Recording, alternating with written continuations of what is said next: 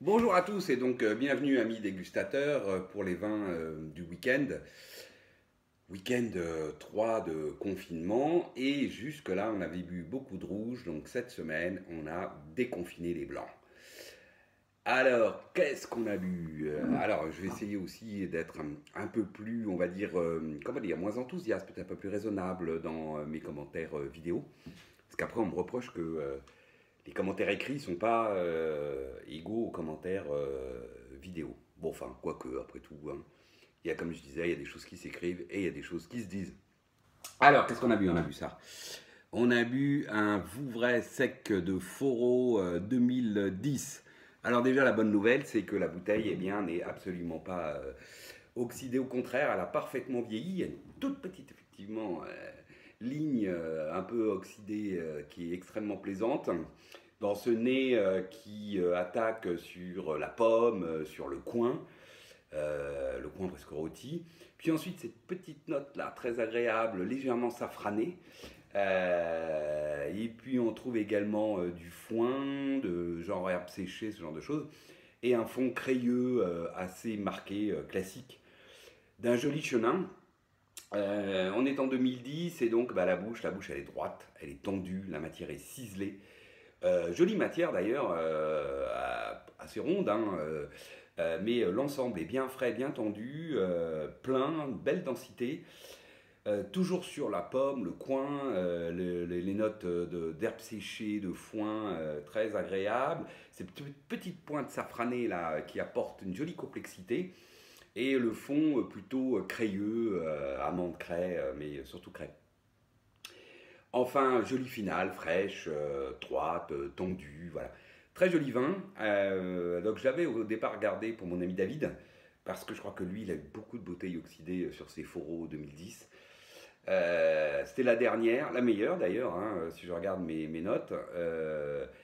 Et tant pis, mais David, j'en ai d'autres, hein, des belles 2010, des beaux chenins 2010. 2010, un super millésime, moi je trouve, en chenin. Et j'en ai d'autres, des bien belles, et même voire meilleures que celle-là, qui est très bonne, mais qui n'a rien non plus d'exceptionnel. Ensuite, qu'est-ce qu'on a bu? Ah, on n'avait pas encore dégoupillé de vin de l'ami Patrick. Bah alors. Et donc, ce fut chose faite ce week-end. On a bu du domaine Buisson-Charles ce Meursault, les Tessons 2011. Alors, 2011, millésime que j'aime bien, moi, en blanc, en Bourgogne. C'est un millésime que je trouve assez complet, assez classique, on va dire, pour moi, d'un chardonnay, du chardonnay, qui s'est toujours bien livré et qui recèle plutôt des surprises. Et là, c'est un très bon tesson, voilà, joli nez qu'on est en droit d'attendre d'un chardonnay bourguignon de noble origine, comme dirait mon ami Serge. Donc un joli nez de poire, donc de fruits blancs. Puis ensuite, on a des notes de noisettes, là, de noisettes fraîches, très agréables, qui évoluent un peu sur l'aubépine ensuite. Hein. On a une petite pointe de sésame grillé que moi j'aime beaucoup. Et puis un petit côté beurré aussi qu'on retrouve un peu plus que dans les vins de Patrick habituellement. Ou alors c'était moi ce jour-là, je sais pas. Pas, voilà, souvent dans les vins de Patrick, c'est pas ce que je trouve en premier. Mais sur celui-ci, voilà, c'est ce que j'ai ressenti. Et puis donc un fond amande assez classique. Amande et craie, très classique. Hein. Voilà, jolie bouche, comme les tessons savent l'offrir. C'est droit, c'est tendu, c'est presque profond. Mais pas tout à fait. J'ai bu des millésimes de tessons qui avaient plus de profondeur que ça, bien que 2011 pouvait s'y prêter. Mais là, par contre, une jolie matière ronde, ça remplit bien la bouche. Il y a quand même ce côté frais, droit, qu'on retrouve. Et puis, toujours sur la poire, le fruit blanc, les jolies notes de noisettes, ce petit côté un petit peu beurré, de beurre frais plutôt, hein, d'ailleurs. Hein. Et un peu plus marqué, le côté sésame grillé, un tout petit peu plus marqué en bouche. Jolie finale, fraîche, droite. Voilà, les tessons comme on les aime, hein, un vin droit, mais qui n'est absolument pas austère, au contraire. Non, souvent c'est un vin droit et profond, sans être austère, ce que j'aime beaucoup dans cette cuvée, qui est une cuvée que j'apprécie particulièrement à Meursault, les tessons. Voilà, joli vin, merci Patrick, merci Kate. Et je vous embrasse, j'en profite. Ensuite on a bu un grand vin. Waouh, waouh, waouh. Alors, j'avais demandé à l'ami Nico, tiens, qu'est-ce que tu ouvrirais toi en millésime de Riesling qui sera à boire maintenant? Je lui ai proposé plein de millésimes. Il m'a dit, oh, ouvre tes 2012. j'ai donc récupéré un Riesling 2012, donc de 20 bacs, cuvée, alors Schlossberg, cuvée Sainte-Catherine. Et j'avais rapporté ça de la cave avant confinement, ça c'était une bonne nouvelle.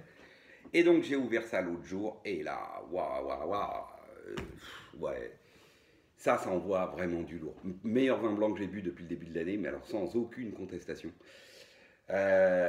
Sublime. Alors évidemment, moi je suis un grand amateur de Riesling, donc hein, je dis toujours, à qualité de vin équivalent en blanc, hein, sur le territoire, je trouverai toujours un Riesling meilleur, donc voilà. Ceci explique cela. Et superbe, voilà, un nez, tout ce que j'aime. Alors, ça attaque plutôt sur la Mirabelle mûre, la Reine Claude. Ensuite, on a des belles notes d'agrumes un peu acidulées, genre pamplemousse mûr, mais presque confit, citron confit.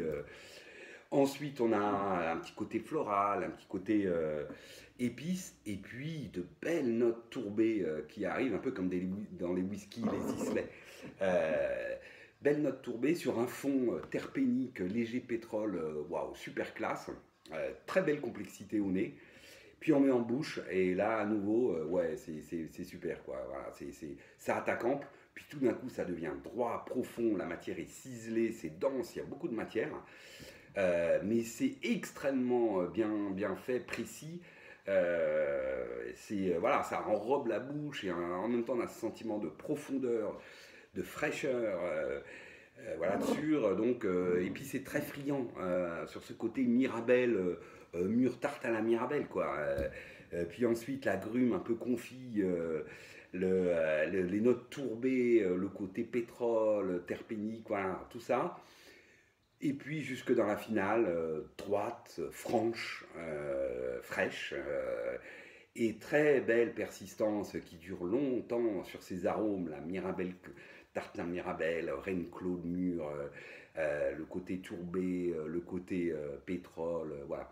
Bref, ouais, un grand vin, moi j'adore ça, voilà, et ça faisait longtemps que je m'étais pas fait autant plaisir sur un vin blanc, et ce Riesling est absolument magnifique, voilà, merci les surfaleurs.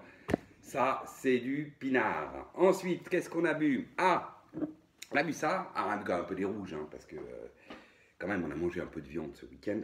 Alors, qu'est-ce qu'on a ouvert? J'ai ouvert un Gevrey-Chambertin, et une fois n'est pas coutume, c'est pas du Rossignol Trappet, c'est du Boyau, Lucien Boyau, en 2009.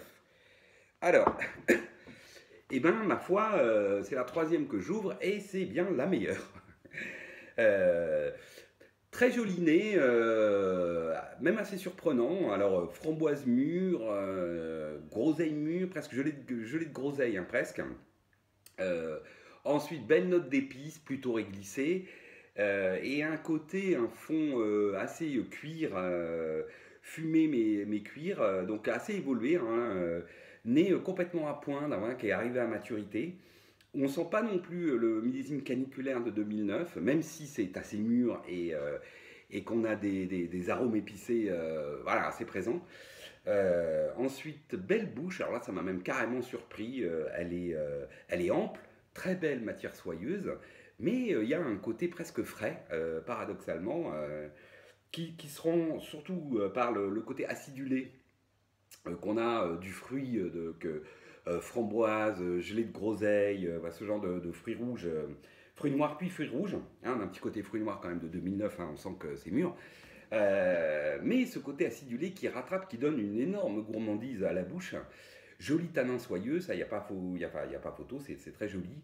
Il y a de la fraîcheur, c'est droit, jusque dans la finale, jolie finale, avec ce côté donc très en gourmandise, de gelée de groseille, d'épices plutôt réglisse, le fond cuir et fumé qui est très bien, très réussi, du pinot qui est arrivé à maturité.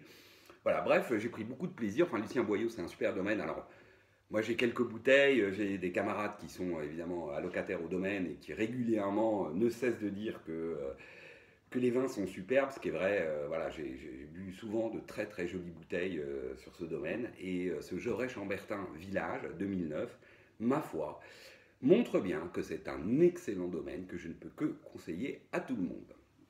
Et puis ce midi, qu'est-ce qu'on a bu ce midi? Hop, dernière bouteille, on a bu ça. Alors celui-là, beaucoup plus classique de la maison, hein, ça j'en bois régulièrement. C'est un Chambol Musigny 2015 la famille Amiot-Cervelle. Donc ça doit être encore Christian, même si Prune était déjà au domaine.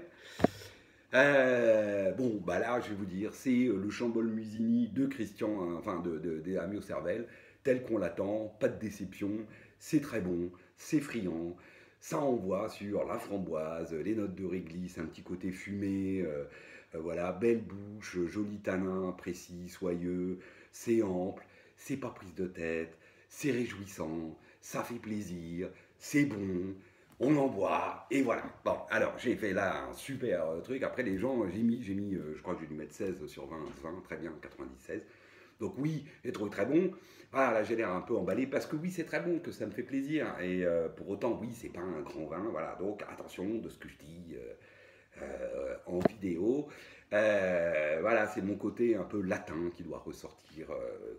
Je peux être assez emphatique dans ma façon de présenter les choses en vidéo par rapport à mes comptes rendus écrits qui sont plus analytiques, plus sérieux. Voilà. En tout cas, j'espère que vous aussi vous avez pris du plaisir ce week-end, que vous vous portez bien et que bah, chez vous c'est le confinement, c'est pas trop la galère. Écoutez-nous, avec tout ce qu'on a bu, on a pris aussi beaucoup de plaisir, même s'il faut surveiller sa boisson et ne pas trop boire. Allez, salut, à la semaine prochaine.